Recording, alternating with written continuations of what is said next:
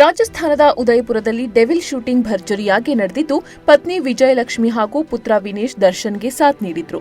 ಚಿತ್ರೀಕರಣ ಮುಗಿಸಿ ಇಂದು ಮಧ್ಯಾಹ್ನ ನಟ ದರ್ಶನ್ ತಮ್ಮ ಪತ್ನಿ ಹಾಗೂ ಪುತ್ರನೊಂದಿಗೆ ಬೆಂಗಳೂರಿಗೆ ವಾಪಸ್ ಆಗಿದ್ದು, ಕೆಂಪೇಗೌಡ ಅಂತಾರಾಷ್ಟ್ರೀಯ ವಿಮಾನ ನಿಲ್ದಾಣಕ್ಕೆ ಬಂದಿಳಿದಿದ್ದಾರೆ.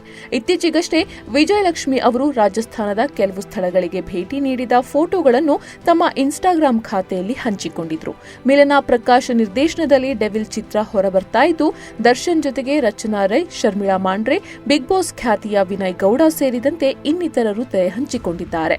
ಇನ್ನು ದರ್ಶನ್ ಬೆನ್ನು ನೋವಿನ ಸಮಸ್ಯೆ ಇದ್ದು, ಈ ಒಂದು ಆತಂಕದಲ್ಲಿ ಇದ್ದಂತಹ ಅಭಿಮಾನಿಗಳಿಗೆ ಈಗ ಸಿಹಿ ಸುದ್ದಿ ಸಿಕ್ಕಿದೆ ಅಂತಾನೆ ಹೇಳಬಹುದು. ಯಾಕಂದ್ರೆ ದರ್ಶನ್ ಅವರು ಬೆನ್ನು ನೋವಿನಿಂದ ಬಳಲ್ತಾ ಇದ್ದಿದ್ದು ಈಗ ನಿಧಾನವಾಗಿ ಚೇತರಿಕೆಯನ್ನ ಕಂಡಿದ್ದಾರೆ. ಸದ್ಯ ಆರಾಮಾಗಿ ಓಡಾಡುವಂತಾಗಿದ್ದಾರೆ ನಟ ದರ್ಶನ್ ಅವರು. ಹಾಗಾಗಿ ಏಪ್ರಿಲ್ನಲ್ಲಿ ಆಕ್ಷನ್ ಸೀಕ್ವೆನ್ಸ್ ನಲ್ಲಿಯೂ ದರ್ಶನ್ ಅವರು ಭಾಗಿಯಾಗಲಿದ್ದಾರೆ ಅಂತ ಹೇಳಲಾಗ್ತಾ ಇದೆ.